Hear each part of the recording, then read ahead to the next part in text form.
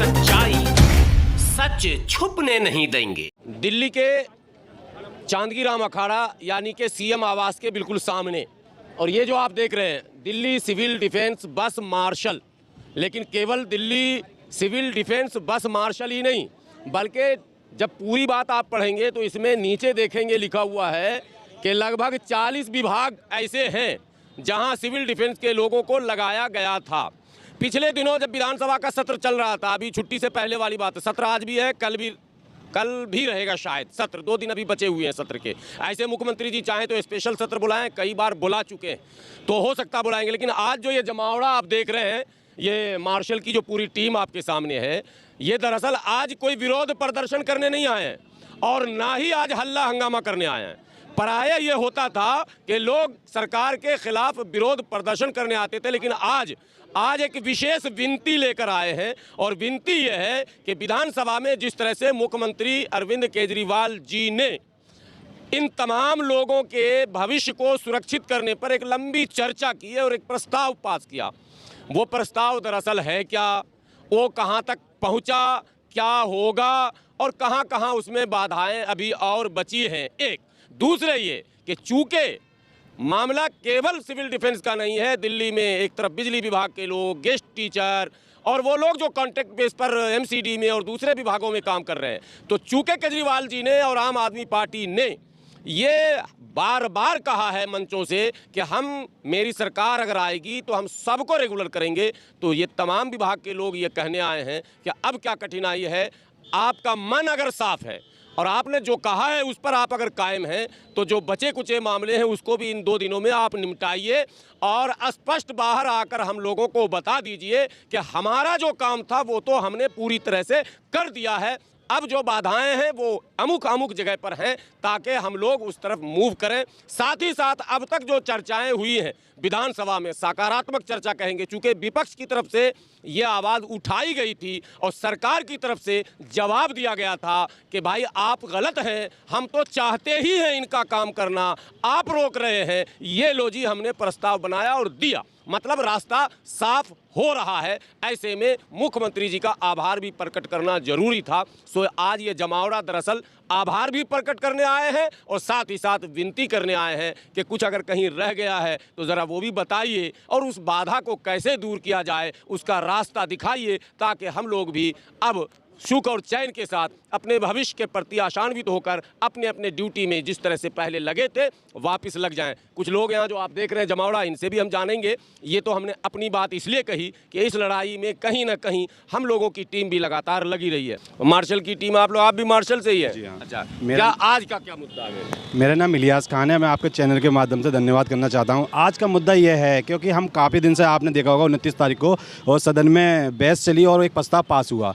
उस प्रस्ताव के बारे में कहाँ तक पहुँचा, एलजी साहब तक पहुँचा, हम विपक्ष के पास भी जा रहे हैं। जैसे कि दिल्ली प्रदेश अध्यक्ष साहब थे, उनके पास गए, रामबीर सिंह प्रतिपक्ष नेता थे जिसने इस बजट को उठाई, उनके पास भी गए। तो वो लोग कह रहे हैं हमसे कि आपका जो प्रस्ताव है अभी एलजी साहब के पास नहीं पहुँचा है, और प्रस्ताव जो भेजना है उन्हें, अगर केजरीवाल साहब कुछ करना चाहते हैं हमारे लिए, तो उनका साफ कहना है कि एक पॉलिसी बनाएं। जैसे 1968 सिविल डिफेंस है, उसमें अगर कुछ खामियां हैं तो अलग से पॉलिसी बनाएं और एक पूरा डिपार्टमेंट वो सुरक्षित करें। जैसे मार्शल का है तो ट्रांसपोर्ट डिपार्टमेंट को सुरक्षित कर दें और एक ऐसी पॉलिसी बना दें जिससे कि हम सीएम साहब से ये कहने आए हैं कि ऐसी पॉलिसी बना के एलजी साहब के पास फाइल भेजें और अपना रूप से बताएं कि हमारी फाइल जो सिविल डिफेंस, बच्चे परेशान हो रहे हैं, बेरवे दर की ठोकरें खा रहे हैं और जो विपक्ष मौका पा रहा है कि आपकी फाइल नहीं पहुंची है, डायरी नंबर क्या है और अंदर उस फाइल में लिखा क्या है, वो क्लियर कर दें। और इसलिए हम एक और उसके लिए भी आए हुए हैं और धन्यवाद भी करते हैं कि चलो हमारे लिए देर से आए दुरुस्त आए, जागे वो। अगर वो सच्ची में भी बहस हुई है, मुख्यमंत्री जी ने स्वयं भाषण दिया खूब लंबा चौड़ा इस पर, तो धन्यवाद तो बनता ही बनता। जी हाँ, धन्यवाद हम करते हैं, हम पहले से भी करते आ रहे थे और अभी भी करते हैं। मगर सीएम साहब को ये क्लियर करना होगा कि हमारे लिए उन्होंने क्या पॉलिसी बनाई है। जैसे कि पहले एक पॉलिसी थी 1968 का एक्ट हवाला देते हुए एलजी साहब ने हमें बाहर कर दिया। कुछ ऐसी पॉलिसी ना बन जाए जिससे कि एलजी साहब हमें फिर दोबारा नौकरी देने से परेशान करें। दोबारा तलवार न लटके, है ना। क्या आज आपका क्या मुद्दा है? सर, सबसे पहले तो मैं धन्यवाद करना चाहूँगी कि हम सब मतलब यहाँ पर आज हैं और एक चीज़ की वो क्लियरिफाई हो चुकी है कि रोज़गार के लिए सरकार भी हमारे साथ हैं, ठीक है। तो मेरा यही मुद्दा है कि मतलब एक तो जो सीएम साहब हैं हमारे, है ना, 2 दिन के लिए उन्होंने विधानसभा सत्र रखे, वो ओनली फॉर सिविल डिफेंस के लिए, ठीक है। तो उन्होंने अपने बच्चों के लिए इतना सोचा, इतना बोला, उनके लिए तहे दिल से हम धन्यवाद उनको मतलब करने के लिए आए हैं। और दूसरी बात कि मतलब जो बजट सत्र है, ठीक है, और प्रस्ताव जो है लिखित रूप में जो भी जानी है वो हम सब बच्चों के हित में करें सर, तो हम इस चीज़ के लिए ज़िंदगी भर आभार व्यक्त करेंगे। तो इस चीज़ के लिए भी हम कह रहे हैं कि आज, है ना, बजट के सत्र के साथ अगर हमारे लिए प्रस्ताव लिखित रूप से कार्यान्वित कर देते हैं सर, तो उनका तहे दिल से ज़िंदगी भर का, कहते हैं ना, एक कर्ज बन जाएगा हम पे। आज जो शुक्रिया अदा कर रहे हैं वो थोड़ा सा अधूरा है, अभी कुछ है? अभी तो बहुत अधूरा, क्योंकि जो चीज़ मौखिक रूप से, ये बताइए, मौखिक रूप से तो सब मतलब बोल देते हैं, लेकिन लिखित रूप में जो कार्यान्वित कर देते हैं ना, तो ज़िंदगी भर, कहते हैं ना, दिल मन, है ना, तन हमेशा शुक्रगुजार रहेगी उनकी। इसी मतलब मंशा के साथ हम यहाँ पे आए हैं और यही कहते हैं सर से कि सर आप हमारी मतलब प्रस्ताव बनाइए और ऐसा बनाइए कि आपके बच्चे सिर उठा के आगे बढ़े। उम्मीद जगी है कि नहीं जगी? बिल्कुल जगी है सर, उम्मीद पे ही तो दुनिया कायम है, और उम्मीद हमने किससे करी? इतनी अच्छी बहस हुई विधानसभा में, इससे तो खुश है ना?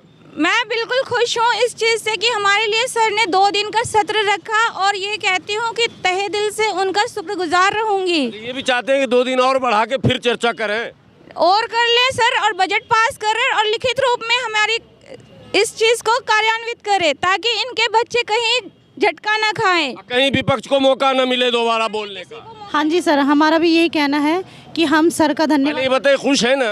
हाँ सर, आज हम बहुत खुश हैं क्योंकि हम उनका धन्यवाद करने आए, जैसे कि राजेंद्र पाल गौतम सर और सौरभ भारद्वाज जी, इन सभी नेताओं ने हमारी आवाज़ उठाई है विधानसभा में, लेकिन हमारी आवाज़ उठ के दब गई है, आगे कुछ नहीं हुआ है।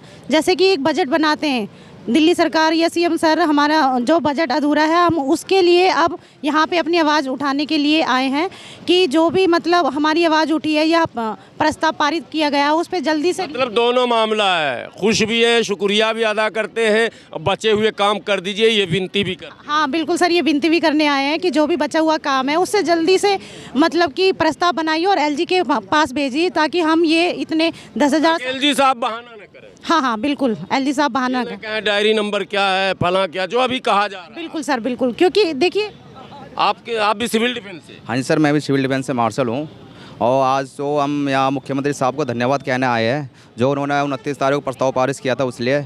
लेकिन सर अभी प्रस्ताव पारित हुआ, लेकिन उस पर भी काम नहीं हुआ। इस पर काम होना पड़ेगा, क्योंकि हम कहीं भी जाते हैं, एलजी साहब कहीं भी जाते, वो कहते हैं हमें डायरी नंबर ला के दो या कुछ ला के दो। तो इससे हम मुख्यमंत्री साहब से कहना चाहते हैं, आपने जो 2 दिन मेहनत करी है, इसमें थोड़ी और मेहनत करके हमारे लिए सोचा जाए, और हमारा प्रस्ताव पास करने से भी काम नहीं बना। आपको क्या लगता है ये अधूरा काम कौन पूरा करेगा? सर अधूरा काम इसमें तो सर दोनों सरकार की बात है, इसमें किसी एक सरकार को हम ब्लेम नहीं कर सकते, क्योंकि हटाया भी दोनों सरकार ने मिलकर, तो काम भी दोनों सरकार को मिलकर करना पड़ेगा इसमें। आप किस चीज़ से? मार्शल में? जी हाँ, मार्शल में। हाँ जी। अच्छा, वर्दी पहनी हुई थी? हाँ जी। अचानक वर्दी टांगना पड़ा घर पे? हाँ जी, टंगी हुई है 5 महीने से। जैसे केजरीवाल सर ने हमारे जो बात उठाई है उसमें विधानसभा में, जिससे उससे तो उसी तरीके से मतलब हमारी जो बातें हैं वो जल्दी से, हमारा जो प्रस्ताव है वो अच्छे से बन के जो हम दोबारा से अपनी नौकरी पर लौट सकें। इतनी बात अब तक हुई है, उससे तो खुश है ना?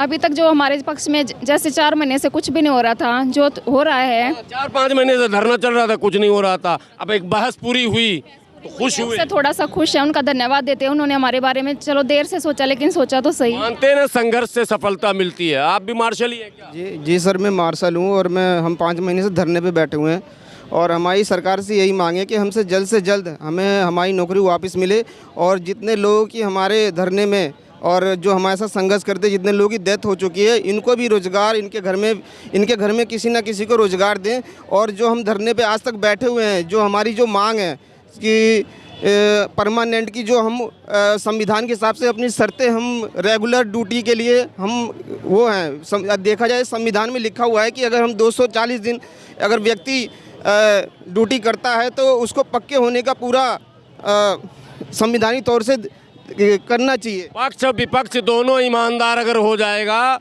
तो जितना कुछ संविधान में सुविधा सब मिल जाएगा, शर्त है कि पक्ष और विपक्ष दोनों क्या आपको ये बात लगती है? हाँ, और मैं तो चाहती हूँ कि केजरीवाल जी और एलजी दोनों मिलके काम करें और हम लोगों का रोजगार वापस दे दे, तो हम भी केजरीवाल जी का धन्यवाद। पंगे में बड़ा मामला गड़बड़ हाँ, उसके उनके मामले से गड़बड़ हो रहा है, लेकिन वो चाहे तो सब कुछ हो सकता है। अब उन्हीं के तो सभी हम वो है शिष्य, एक देखा जाए तो उन्होंने ही रखा और मुख्यमंत्री जी ने तो साफ कह दिया भाई मैं तो करना चाह रहा हूँ। तो फिर एलजी को भी करना चाहिए, एलजी सर को भी कर देना चाहिए, पर लेकिन प्रस्ताव जाएगा जब ही तो करेंगे ना वो। अगर प्रस्ताव जाएगा तो कर देंगे वो। मामला ये है कि जो कुछ भी हुआ है वो अब तक हुआ है मौखिक, और गांव में कहावत है कि लिखतम के आगे बख्तम नहीं चलता। तो बख्तम तो सब हो चुका है, अब लिखतम का मामला जो कुछ है वो अगर हो जाए तो सबका कल्याण हो जाएगा, इसकी गारंटी है।